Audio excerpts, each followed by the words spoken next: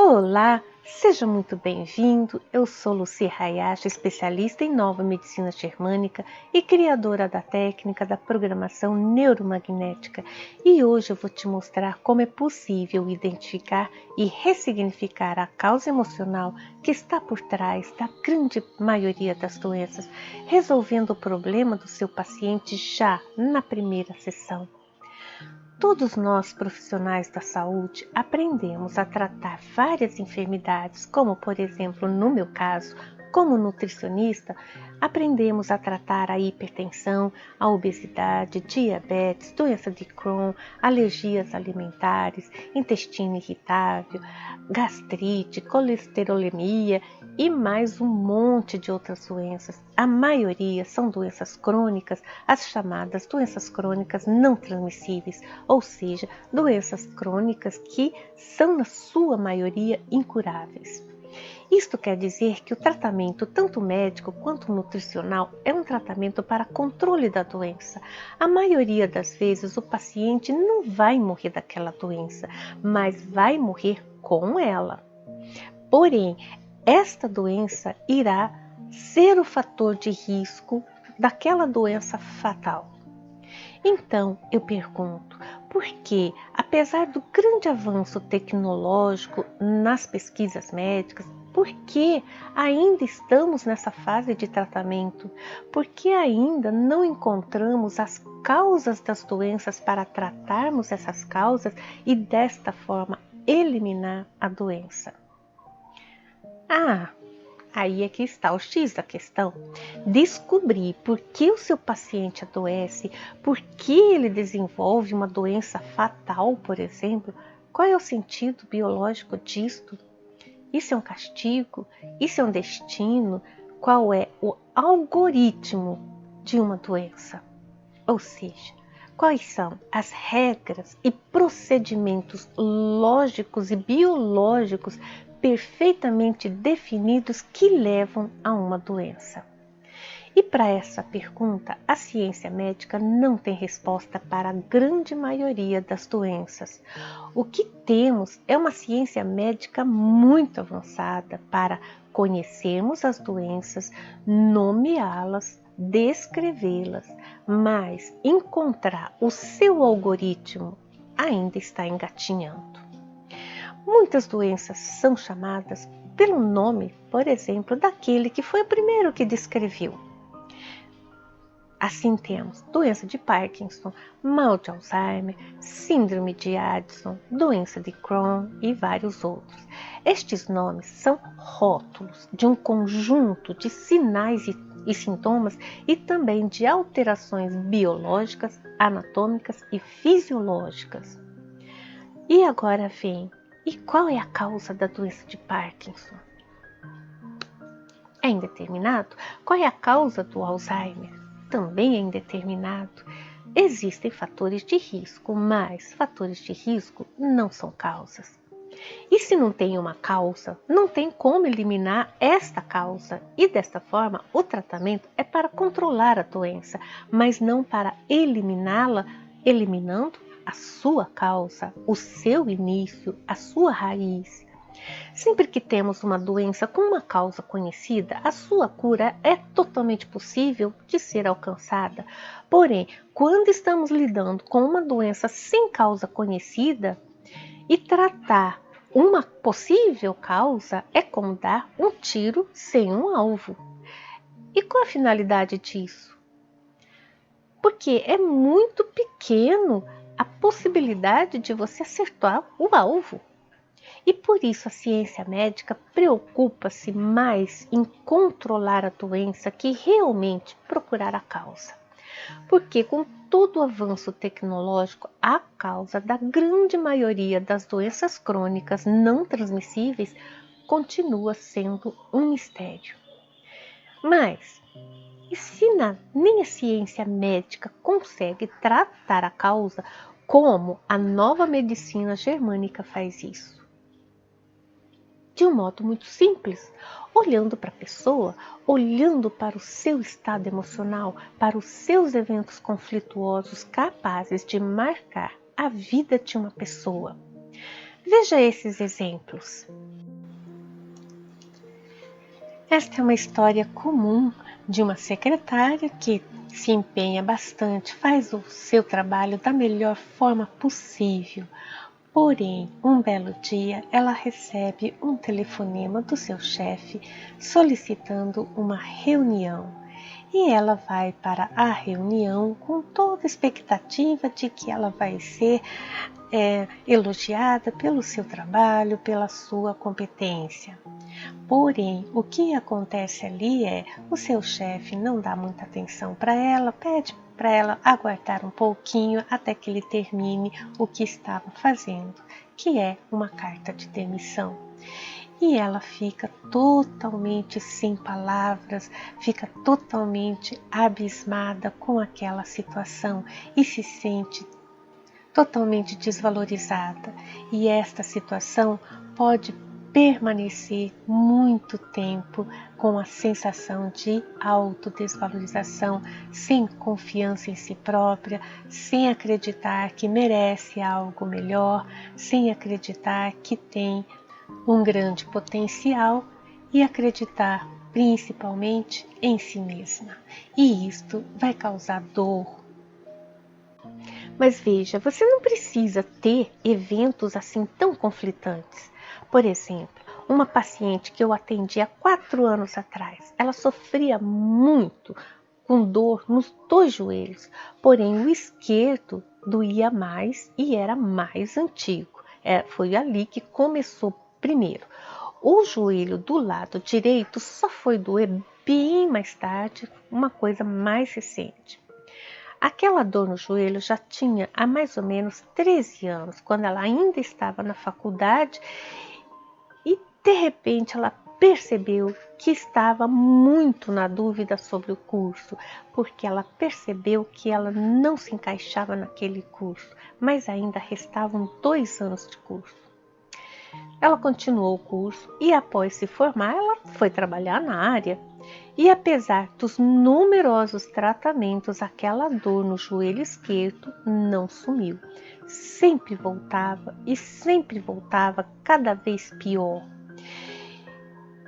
11 anos depois que começou essa dor no joelho, começou a doer agora o joelho esquerdo. Então agora passou a doer o joelho direito e continuou aquela história do joelho esquerdo. Pelo fato dela nunca ter gostado da profissão já desde a faculdade, ela tinha muitas dúvidas quanto à sua capacidade, quanto à sua direção de vida. E apesar de não ser uma dor tão intensa quanto foi mostrada lá nos desenhinhos, esta dúvida, esta autodesvalorização, esta falta de direção é muito prejudicial, principalmente para os joelhos. Porque se a gente parar para pensar, quando nós estamos caminhando e a gente quer mudar a direção, o joelho aponta para a direção que a gente quer ir. Ele dobra e já muda aquela direção para onde a gente quer ir. Isso quer dizer que o nosso cérebro tem como característica guardar. Para que serve isso? Isso serve para, se quando eu quiser mudar a direção, facilitar essa mudança de direção. Faz 13 anos que essa pessoa quer mudar a direção e não muda. É como se o joelho estivesse querendo apontar para lá e ela vai lá e força o joelho. Não, vamos manter a direção. E o joelho fica tentando. Então, veja a briga que vem do comando cerebral de mude a direção, já que está ruim, vamos mudar a direção, né? Está muito ruim aqui, vamos mudar a direção. Então o joelho manda o joelho mudar a direção. Que parte do nosso cérebro? Lá no córtex motor, né? O córtex motor manda, olha, vira o joelho para virar. Só que ela vem e amarra o joelho aqui e fala, não vai mudar, vamos ficar aqui. Essa briga faz 13 anos.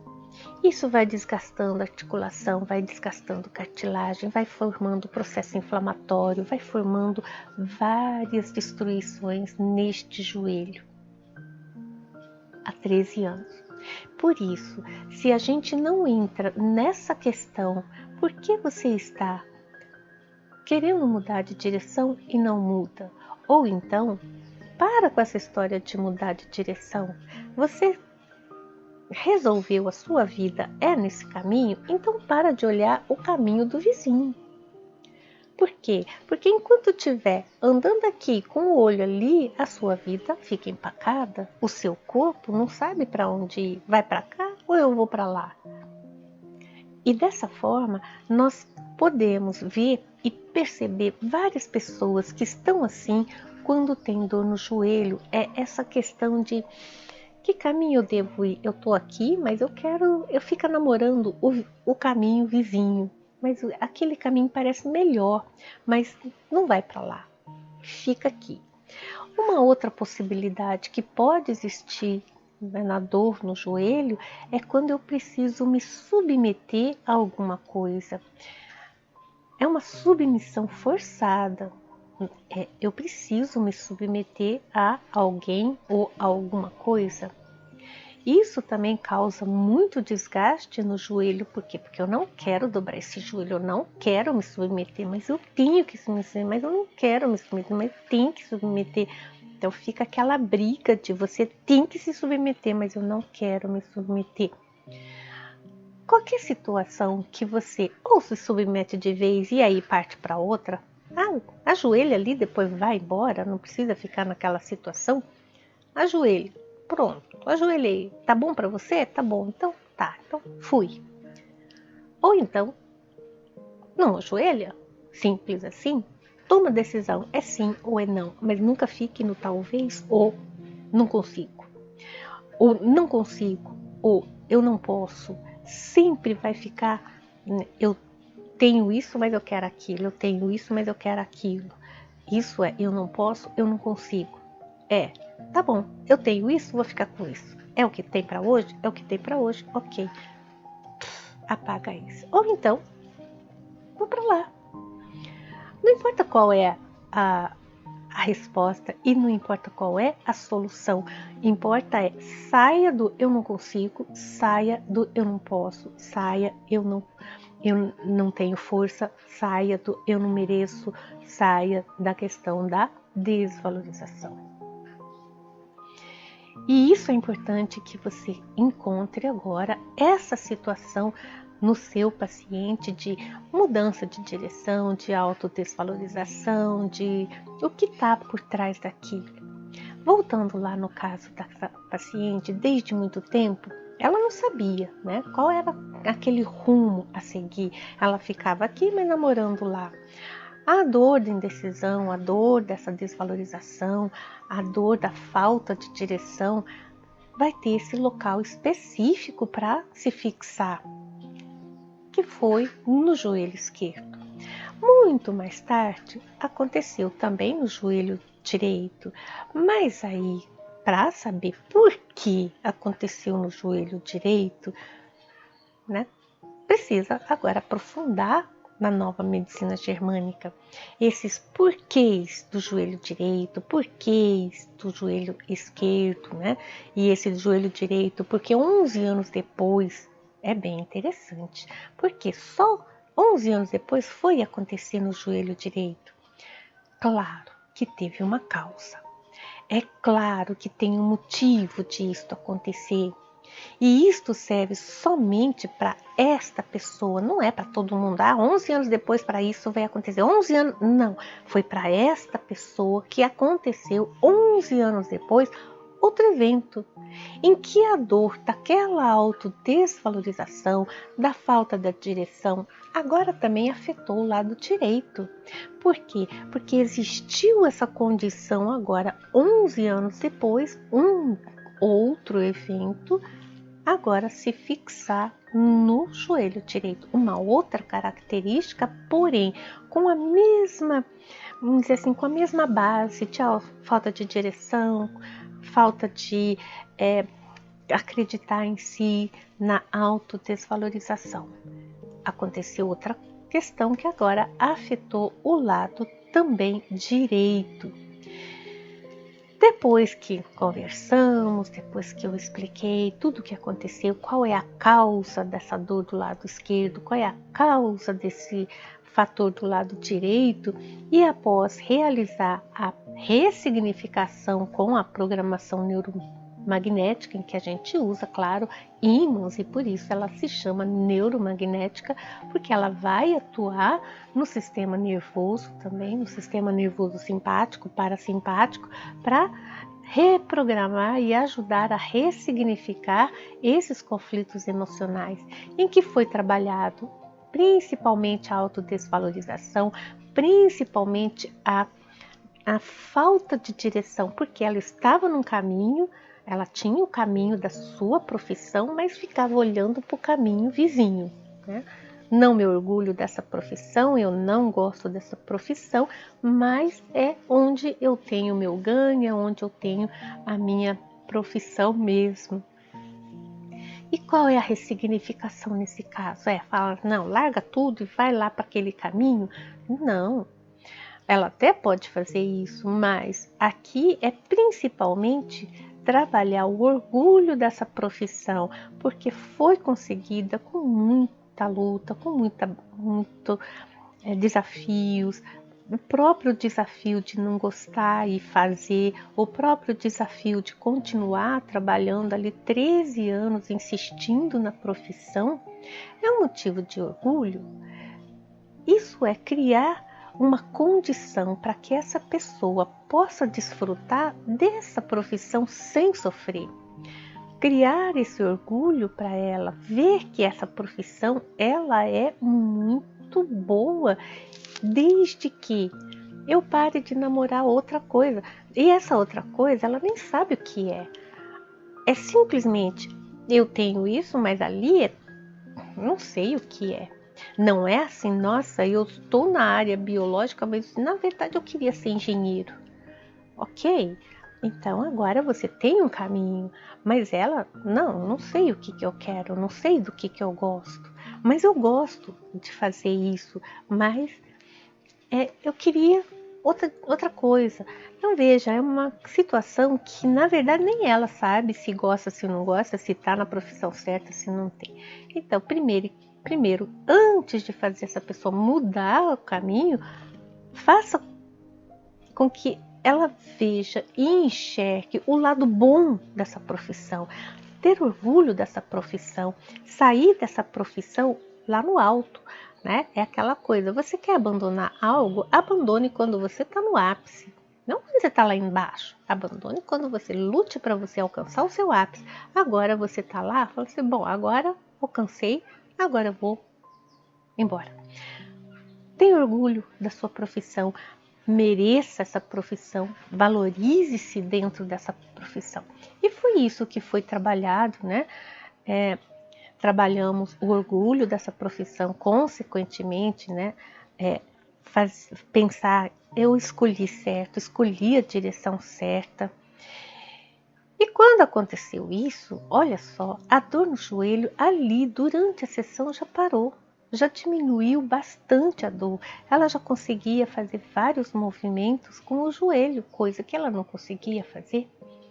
Ela já conseguia ajoelhar, coisa que ela não conseguia fazer.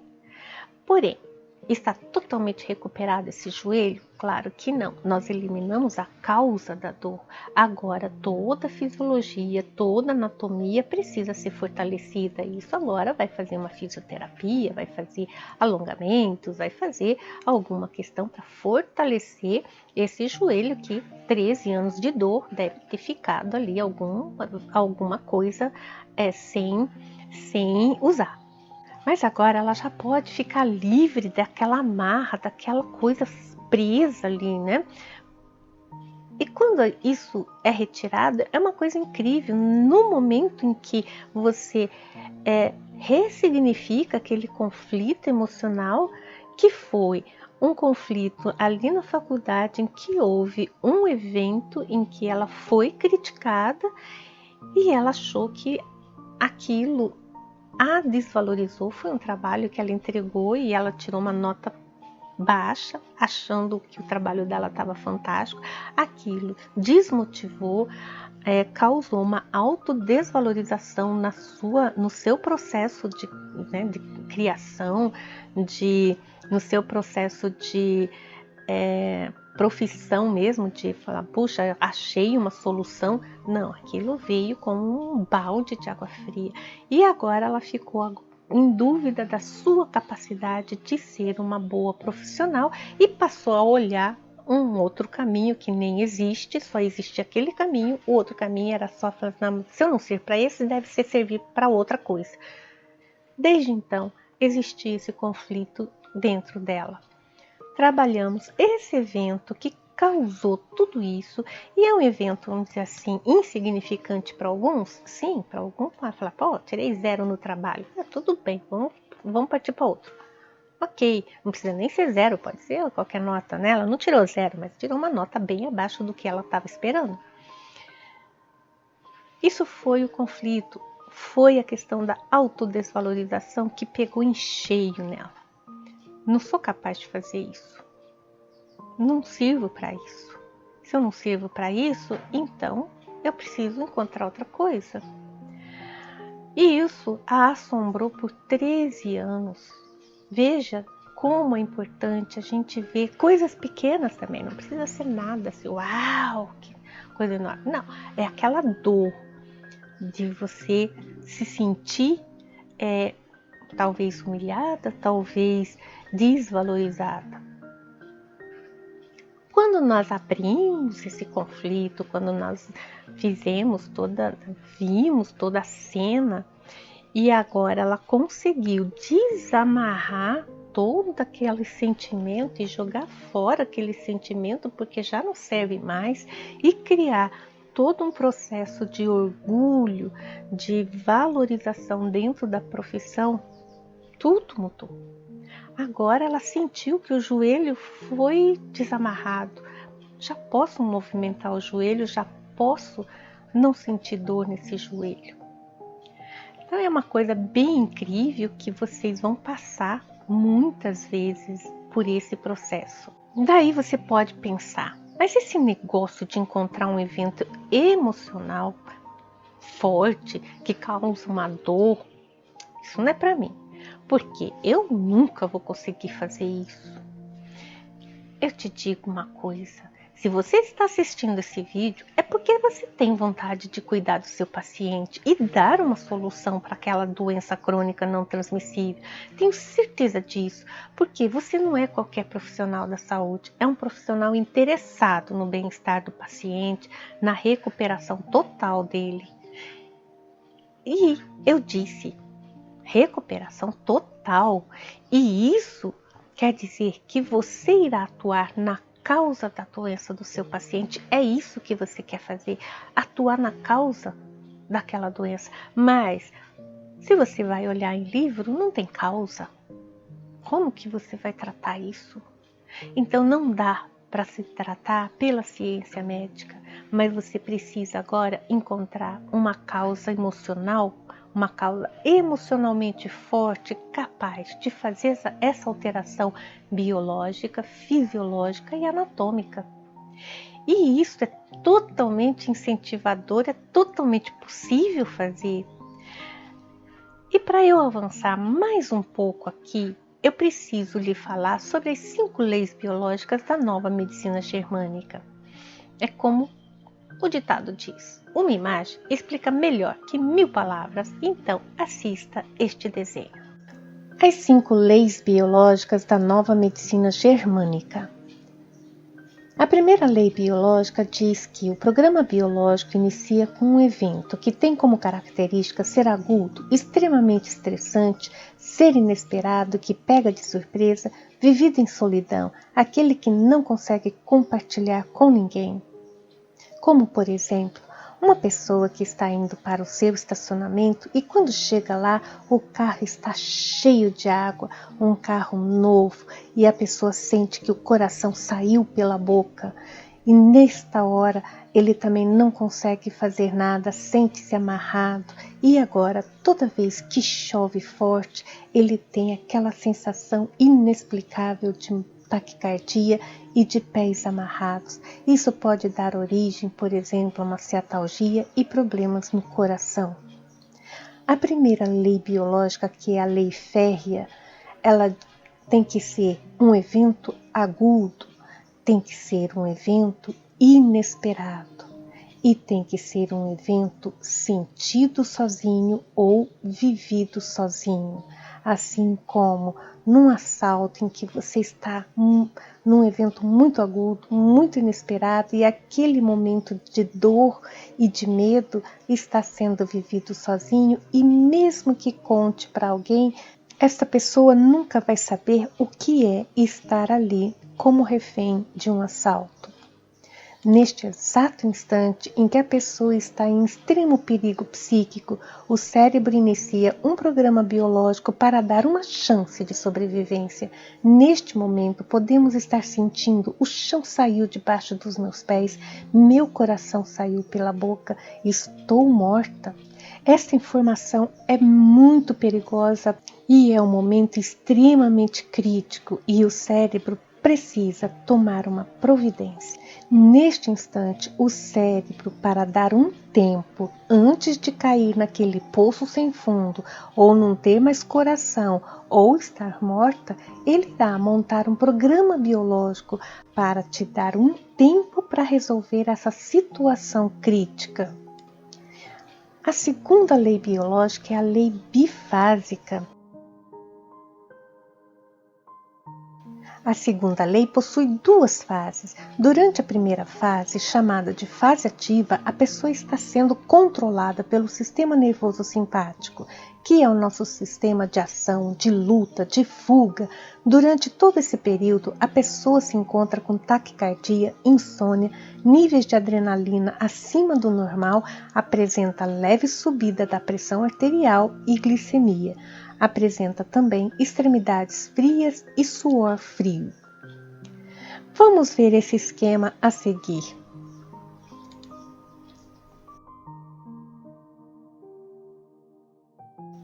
Inicia o programa biológico com um evento agudo, inesperado, vivido sozinho, que é chamado de DHS, e nesse momento inicia a fase controlada pelo sistema nervoso simpático, chamado de fase ativa.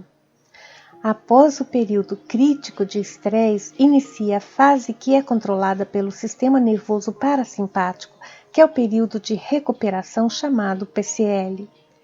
O evento vem em flashes e por breves instantes nós retornamos ao sistema nervoso simpático tendo episódios simpáticos. Após a crise epileptoide, inicia o processo da recuperação e o programa biológico termina. O grande problema é quando a pessoa não passa a crise epileptoide. Ela tenta e volta novamente para a PCL e ela tenta de novo e volta. Aqui é quando nós chamamos ficar em balanço.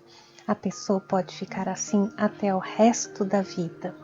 O ideal é a pessoa, na primeira oportunidade, entrar para a fase de recuperação e encerrar o programa biológico, e se isto acontecer de uma vez só, a pessoa nem vai saber que teve um programa biológico, e este é o padrão normal. A terceira lei biológica fala dos folhetos embrionários. Nós temos 3 folhetos embrionários: a endoderme, a mesoderme e a ectoderme. Cada um desses folhetos embrionários darão origem ao corpo todo. A ectoderme dá origem ao sistema nervoso e também a todos os tecidos epiteliais. A endoderme dá origem ao tubo digestivo e todos os seus anexos. E a mesoderme vai dar origem aos tecidos de preenchimento tais como músculos, ossos, vasos sanguíneos, articulações e tendões. O evento emocional relaciona-se com os tecidos embrionários. Os tecidos de cada folheto embrionário possuem a mesma natureza de conflito emocional.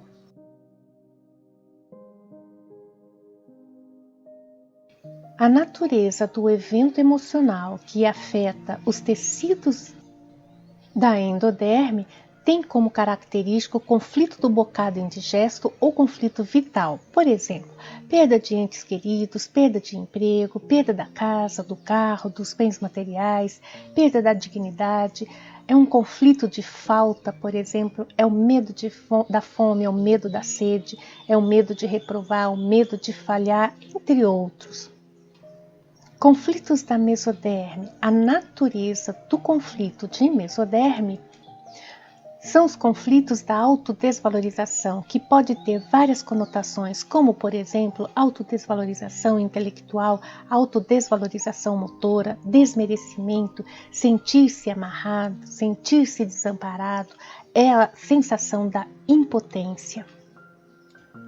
E, por fim, a natureza dos eventos emocionais relacionados à ectoderme são aqueles relacionados à perda do território, como também ao contato ou separação indesejáveis, como, por exemplo, a traição por parte de um parceiro, o roubo de bens materiais ou imateriais, abandono, a perda da liberdade, a perda da hierarquia, por exemplo, quando um pai passa a obedecer um filho, quando ele fica muito velho, isso é uma perda do território. Embora eu tenha mostrado apenas 3 das 5 leis biológicas, mas apenas com essas 3 você já pode fazer maravilhas. Agora imagine quando você aprender as 5 leis biológicas. Porque com essas 3 leis você já deve perceber que as doenças crônicas não transmissíveis estão lá na segunda fase, que é a fase do processo inflamatório, a fase do edema e da dor. É uma fase que pode durar a vida toda se nada acontecer, mas caso essa pessoa, por sorte, encontre você um neuroprogramador, então ela tem grandes, enormes chances de sair para a PCLB, que é a fase da cura, da finalização do programa biológico. Nesta fase, todo e qualquer tratamento nessa fase PCLB terá resultado, porque a doença está finalizando. Então, a fisioterapia terá grandes resultados, a nutrição terá enormes resultados, a psicologia terá enormes resultados, a atividade física também, a medicação, a acupuntura, a massoterapia, a quiropraxia, todos eles terão grandes resultados e será possível colocar um ponto final na doença. E não o contrário, a doença colocar um ponto final na vida dessa pessoa.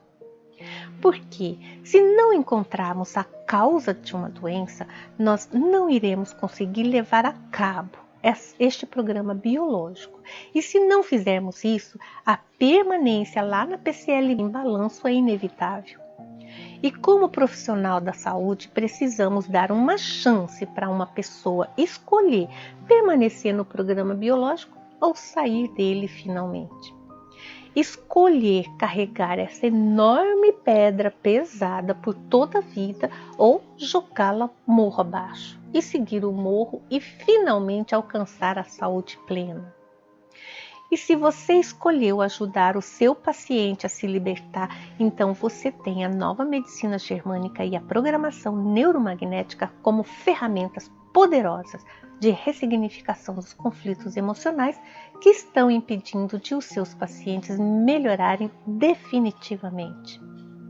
E eu lhe digo que isto é muito mais fácil que sentir que o seu tratamento é somente mais um daqueles que o paciente está tentando sem ter um resultado realmente efetivo. Ou seja, ele pode até melhorar, mas em breve vai estar tudo de volta. Ou pior, apenas está mantendo aquela doença num patamar suportável, mas a carga ainda está lá. Eu sempre digo que existem 2 filas de profissionais de saúde na vida de um paciente. Aquele que é mais um, que ele tentou, mas não foi efetivo. E tem aquela fila daqueles que realmente foram efetivos. Qual é a fila que você quer ficar? Muito bem, então nós chegamos ao fim deste vídeo. Espero realmente que você tenha percebido a importância de conhecer a nova medicina germânica e praticá-la. junto ao seu paciente para dar um ponto final naquela doença, naquele programa biológico, antes que a doença dê um ponto final para o seu paciente. E se você ainda não está inscrito no nosso canal, lá no Instagram, lá no Facebook, lá no YouTube, tem um link aqui para você se inscrever, porque tem muito material lá para você começar também a desenvolver os demais passos que tem lá também. Um abraço, até a próxima aula. Um grande beijo.